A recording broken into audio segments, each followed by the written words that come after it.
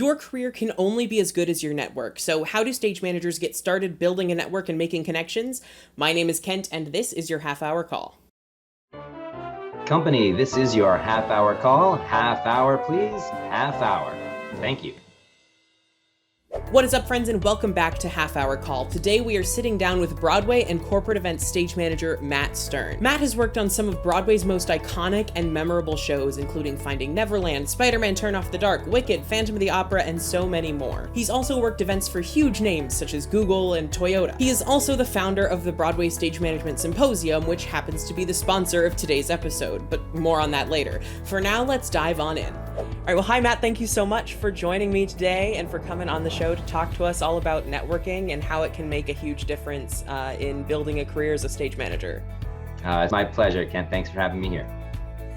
So to get started, can you give us a little bit of background on your journey and specifically how you came to become a stage manager? Sure, it's my pleasure. We'll try to do the short version. I started, as most of us, I think, do, as an actor in high school. And then when I was in college at UC San Diego, I discovered the world of backstage and pretty much started volunteering for anything and everything I could do. And I guess I must have done something right when I volunteered to be a stage manager, because I just kept getting recommended for another thing and another thing. And I got paid $100 to do my very first professional show, but it wasn't $100 a week, it was $100 for the whole gig. Oh my. And I was thrilled at the time. I was like, yeah, I'm getting paid to do theater, it's great. And then you jump cut I had a couple years. By the time I graduated, I had been working at the La Jolla Playhouse for a few years as a production assistant and an electrician and assistant lighting designer. And they would ask me, Matt, do you want to be a PA on the show? It's $300 a week for 3 months of work. Or do you want to be the assistant lighting designer? It's $300 a week for 3 weeks of work. I said, I'll be the PA, thank you. And I just kept saying yes to that. Another couple of years go by and they're like, hey, do you want your equity card? I was like, sure, that sounds great. So for me, it's pretty much the journey of just saying yes and being open to whatever comes along and finding the skill set. Like, my skill set just worked really well. And what I was doing intuitively to take care of people and manage the process was working. So I'm very, very grateful to find something that I love and that people have wanted me to keep doing. That's the key, is that other people, you can want it as much as you want. Other people have to want you to do it too. Yeah, it all involves other people, which it kind of aligns nicely with our topic for today. Yeah, speaking of other people, how did networking play a role in forming your career and kind of at each stage? So back in the beginning, it was really huge. I did a show at the Old Globe Theater called Play On that then was announced on opening night that a Broadway producer was going to move it to New York. And as a PA, as the assistant stage manager on the show, I had no guarantee that I was going to travel with it. So I basically told everyone involved in the project, from the managing director down to the actors, I was like, if there's anything that I can do on the show to move to New York, please, I'm willing to do it. And I don't know exactly who it was that went to bat for me, but someone convinced the general manager, Charlotte Wilcox, love her, to bring me along as a PA, and then would bump me up to be an ASM once the original stage manager went back to New York. Went back to San Diego because she had a family. She wasn't gonna uproot it, move to New York at that time. So it really is that connection that I made with that company was huge in making the leap, but then that show was basically a flop. Loved Play On. We lasted a couple months and then we were done. And it was really the network that I had grown in San Diego that was really responsible for a lot of the jobs that kept me afloat. I worked with a stage manager, Karen Carpenter. I was a PA for her in San Diego. And when I found myself in New York with no job, she was like, hey, you know what? I was just asked about the Martha Graham Dance Company. They wanted me to come join them again. I can't, but I'm gonna recommend you. Okay, cool. Thank you very much. I got to spend 3 weeks in Europe with the Martha Graham Dance Company. Wow. Amazing, really great. And then again with Karen, a couple years later, she called and said, hey, I'm the PSM on the Les Mis tour, and I would like you to come out. So you have to go and interview with the Wasser office and go through that and then come out and join me on the road. So that one PA job I did at the La Jolla Playhouse on a Midsummer Night's Dream in the summer, I guess it was like 93, 94, wound up giving me 2 amazing experiences. traveling Europe with Martha Graham Dance Company. And it led to the 2 years, 6 months, and a week I spent with the Marius Company, the Les Mis Bus and Truck number 3. Early on, it was huge, being able to have those people out there looking for me and able to plug me in.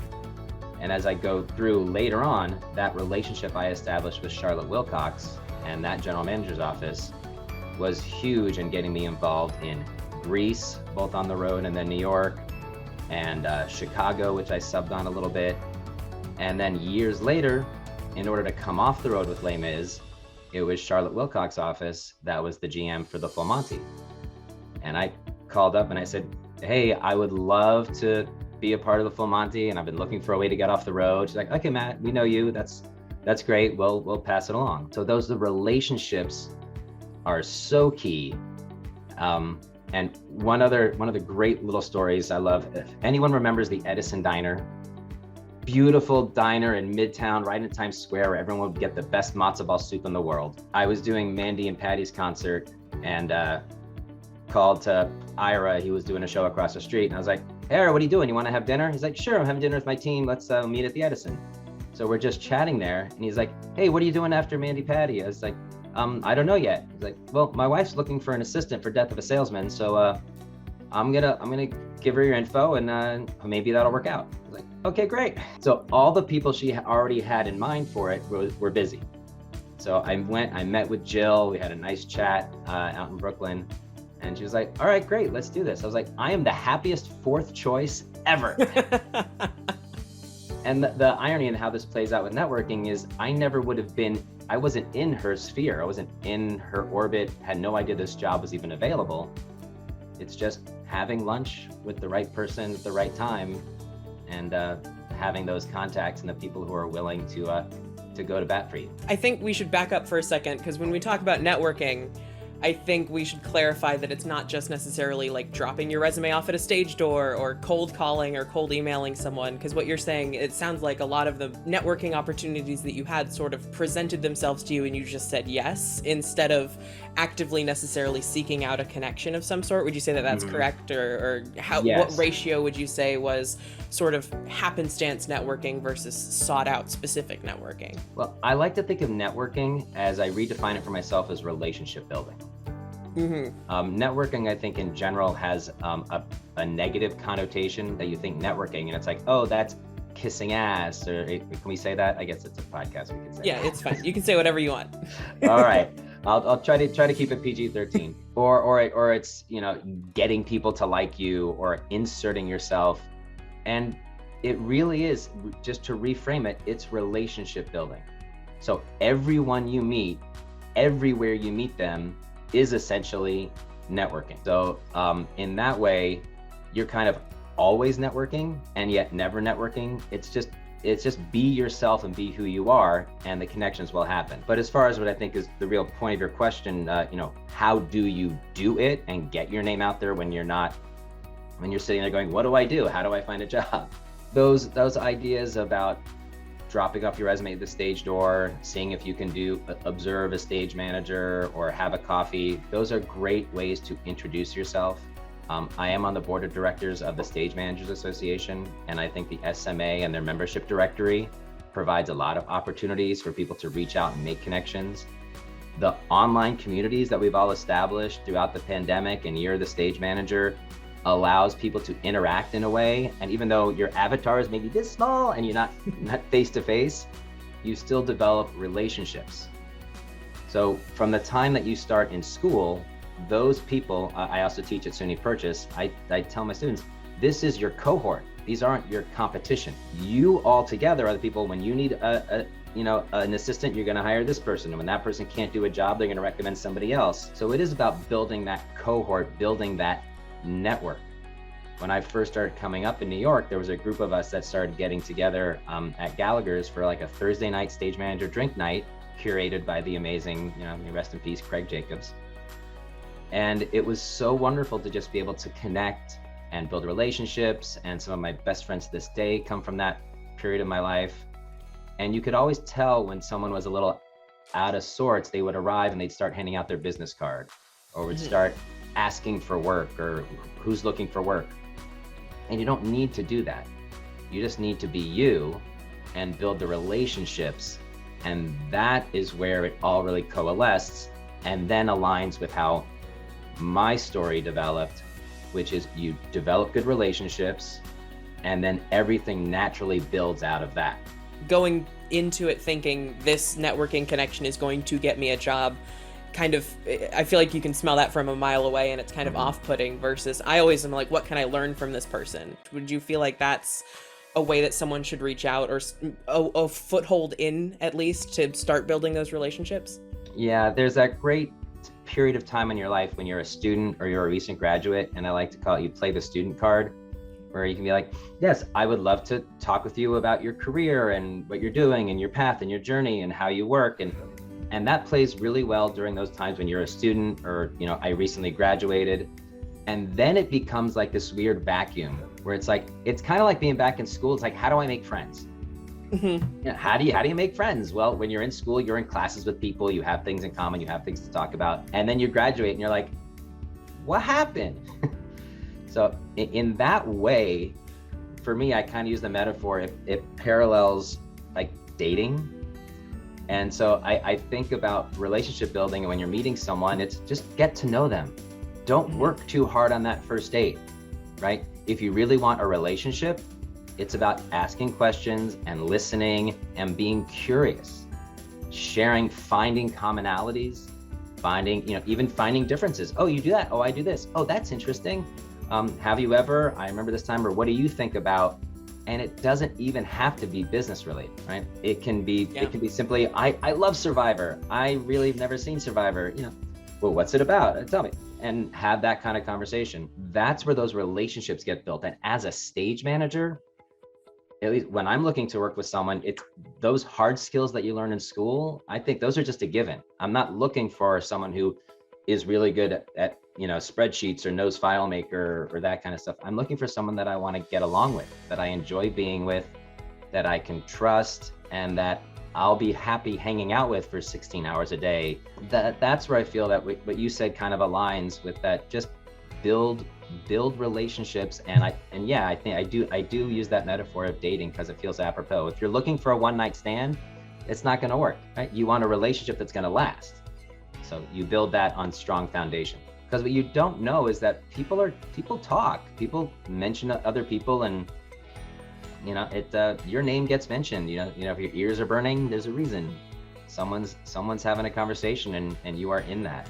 There is something I should probably circle back to. We were talking about how to actively network, because we were talking about that into the dating and online, the email communication. Right? You often can get someone's email or a direct message or a Facebook, or if you're even on the Stage Managers Association website writing people. How do you do that communication? And what is that like? And advising people to be brief. One of my favorite words is succinct. You know, and you know, ask about, you know, say what you want. You want to hang out and meet, you want to get, you want to chat, you want to discuss, that's great. Put it out there. Always be respectful. You know, don't write like, hey Matt, if we've never met before. You're, you know, like, dear Matt. That's, you know, make people feel better. It's always better to err on the side of a bit more formal than a bit more casual. And then when you're following up afterwards, sending a thank you or reaching out to your network, I've known some friends in the past who've been too aggressive in that, and it can result in being remembered as being, for lack of a better word, bothersome or annoying at worst. And I recommend that it's better to be forgotten or not remembered than remembered in a potentially negative light. So it's one easy thing everyone can do for networking. Everyone knows at least 365 people, right? You know them, no matter where you know them whether you're early in the business or mid-career or late career. If you sent one email a day to somebody that you know, just to check in, give them a short update on what you're doing and when you might next be available, that alone is huge. But you don't want to be doing that to everyone you know every couple months, or even every 3 months, or even every 4 months, like twice a year to someone you're not really good friends with, but is an acquaintance or a comrade. That feels about right. so that they start to remember you and you linger in the mind, but not like, oh my God, oh, it's Kent emailing me again. It was just like, when was it? Last month, when it's probably like just 2 months ago, but it feels more present. That's definitely one thing that I would advise as far as an active thing you can do. We talked about, dropping letters off at the stage door, letter and resume. There's the emailing your network. Something that I used to do all the time. Anytime my show closed, I would walk right to the drama bookshop and I'd pick up the theatrical index and I would go through it and I'd circle everybody's name that I knew. And then I would start emailing them or calling them. Like, yeah. Hey, I see you're doing that. Do you need anybody, or you know anyone who's looking? I'm available. Hope all's going well with you. Trying to be social. Don't just contact people when you're looking for work. Right? That whole drink night I talked about, you have to engage. I use the metaphor like sharks have to swim or they die. Mm-hmm. You have to move, you have to be doing something, or else your career is just gonna go. Yeah. I feel like a lot of people particularly felt that during the pandemic. I feel like a lot of people were maybe still for the first time and going, how do I get that momentum back going? That's what I recommend, whether it's volunteering, if you're in New York, reach out to Broadway Cares and be like, hey, I'm available if you need anyone on the Easter Bonnet, Red Bucket Follies, Dancing in Long Island, the Broadway Bears. I mean, lots of stage managers volunteer for that, from new folks arriving in New York to seasoned Broadway veterans. It's a great way to be involved. And if you move, if you create energy, make something happen, a door will open. You don't know what one, but something will happen as long as you keep going. It's one of those, was it Newton's laws of thermodynamics or something? Energy begets energy. Yes, an object in motion tends to stay in motion, an object at rest tends to stay at rest. Inertia. Yes. Yeah. Oh, good. Wow, you remembered that well. I'm impressed. Don't ask me how to do anything important. I remember that. Yes, my fun one I remember is the definition of osmosis. The passage of water through a semi-permeable membrane from an area of greater density to lesser density. So one of the coolest opportunities to network potentially is this Broadway Stage Management Symposium, which you are the founder of, creator of, and running. What exactly is it for people that have never been or might be interested in going? What exactly does that entail? The Broadway Stage Management Symposium, the briefest definition is it's our place. It's stage manager's place. I think, use the metaphor, it's like the world's largest stage management office. We go inside, we close the door, and we can laugh and we can cry. You can ask any question you want. It's a safe place where we only focus on us. The longer definition is it's a professional development and networking conference. Just like some of the conferences, people out there, their parents or cousins or something might be a doctor, lawyer, salesman, whatever. They go to these conferences where they talk about their work and they share best practices and they think of the future. And it's kind of like that. If you've been to USITT or SETC, it has a similar feeling, but we get rid of everything that's not stage management related. So for once, we only need to worry about one thing, and that's stage management. And what do we need and what's going to benefit us, and not take care of anybody else. And that's a really special feeling. And I'm so thankful that our community has embraced this idea and that we're coming up on the eighth symposium. It's always amazing when you get, stage managers are the best people in the world. When do you get so many people together who are smart, but also so compassionate and caring? It really is special when we can use all that energy to focus in on us as people and as artists and craftspersons. So it's a series of panels that focus on various topics. In the past, we've talked about servant leadership and emotional intelligence and stage manager moms. There's always a session about calling, whether it was King Kong or Natasha Pierre and the Great Comet, or Spider-Man. And this year, it's going to be another great session, a great conference with sessions on self-care for stage managers, a session with the directors of EDI and social responsibility from the Broadway shows and productions of Hamilton, Wicked, Disney Theatrical, Moulin Rouge, and how we interface with them. We've got a session about collaborating, communicating with stagehands, a whole lot of great stuff. I don't need to go through all of it, but the website, broadwaysymposium.com, will have all the information. And it's a place where we can all come together. And I was shocked when we started it that we had people from all over the world coming. Like the very first one, people flew from Australia and Argentina to be in New York. It was like, okay, yeah, there's stage managers everywhere apparently. Yeah, wow, Australia's far. That's a long trip. Yeah. So it's been an incredible journey to build connections. People who've attended the first few symposiums have developed lifelong friendships and relationships. People are giving work to each other. We've had attendees now go on to work on Broadway. So it's really, really thrilling to watch the growth and development of this event that can be just for us. And where else are you going to go where you can just be in a room full of stage managers that's kind of outside your little circle already? Right. Because that's the challenge. The problem with networking is that it creates kind of a closed loop. And how do we break that open? Well, jump into another pool. Awesome. Well, it's going to be very exciting. We're bringing back the Symposium Sweepstakes. Matt was so generous in sponsoring another giveaway. Head on over to kentjamescollins.com/sweepstakes to enter. Entries are now open. And that is all you have to do to get one entry is fill out the form on that website. However, you can earn unlimited additional entries by doing any of the following things. Like the post on Instagram, that is one additional entry. Like the post on Facebook, that's another additional entry. Tag friends in the comments on Instagram, that is one additional entry per comment, unlimited entries. Share the Instagram post to your story. Public profiles only, and that is 5 additional entries. You only have until the end of the day on Friday, April 8th to enter, so act now. And this year it is both online and in person, correct? It's both events happening. It's a full hybrid. After the last 2 years, it was completely online and very successful. Everyone was very thrilled with how we were still able to make great connections and find people and talk and engage. It was very dynamic. So now we're going to take those learnings and do it in New York live at the same time. So I like to say, live in New York or online from anywhere. And it also includes a full replay. So the world is opening back up. People will return to work. If you have to work, that's not a problem.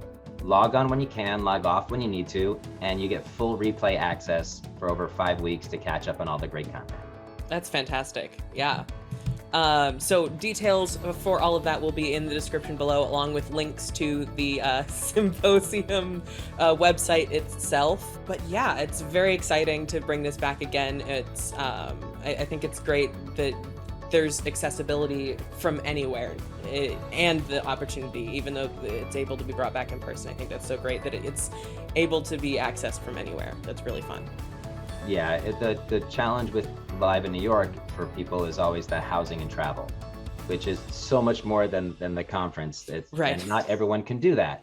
So we've created this great access point. Why not use it? And it's just as valuable and just as meaningful and should be awesome. So what would you say to someone who's maybe nervous or scared about reaching out to someone or about networking in general and making those relationships? Sure. Take a deep breath and know that everyone's nervous. Meeting someone new can be nerve-wracking. I think about it like auditions. Thank God we don't have to audition, right? So true. Yeah, so you get the great benefit of just being able to be you. The person that you're meeting wants to have an interesting conversation with you. So take a deep breath, and it starts with one. I don't know how many people remember Snoopy the musical. It's the lesser known of the Peanuts musicals. Everyone knows Charlie Brown, but Snoopy the musical, the closing number is this beautiful song, If Just One Person. If just one person believes in you, deep enough and hard enough believes in, and then it goes on to say, well, then 2 people, then 3 people, then 4. It's not a race, and you don't have to feel like you have to run out and meet 75 people at the same time. If you make one good connection, that's going to lead to another, and that's going to lead to another. And it's not like you have to feel like you got to go to the gym. It's like, I need just one more rep. No, it's quality, not quantity. Call a couple friends, have them each invite a friend, If members of the SMA do an SM Go event. Just, say we're going to do this thing, and SMA will publish it, and the SMA will buy the first round of beverages or some appetizers, and you bring some people together. And the same thing is true with the symposium. You get in the room, you sit next to someone, you go like, "Hey, where are you from?" It's a great opening question, Yeah, especially if you can meet someone from literally all over the world, which is very exciting. Yeah, and if you're online with someone, that's totally great. Send a direct message. "Hey, I'm from here. Where are you from?" And that's one of the great things about the online version of the symposium is there's a special networking button. So you don't have to work really hard. You just move your mouse over, click networking, and you're going to get randomly matched to someone else on the site who has also clicked networking. And you know that everyone else that clicked that button because they wanted to meet somebody. So obviously they're interested, and everyone's in it. It's all, and we learned nothing from coming out of the pandemic is that personal connections are so important. And you and I are a great example of this. We've never been in the same place at the same time. Yep. But we both know that if you have a question or something, you're like, all right, I'll just text them, I'll email them, we'll hang out. And this whole relationship that you're seeing here is just from being in a couple of the same Zoom rooms at the same time. You're going, "Yeah, I like that person. They're doing some interesting things. I like that person. All right, cool. Let's talk some more sometime," or something like that. Yeah, you said you can play the student card. I play the YouTube channel card. That's It's a good one. It's nice to have something to be able to talk about, and everyone has something to talk about. Everyone is interesting. Even if you don't think so at the moment, ask one of your friends. I don't remember what, I'm sure it was one of the Stage Manager Zoom rooms, but someone said there's one conversation that only this group of people can have. It's your job to find it. And I thought that was a really fun way to approach meeting someone new.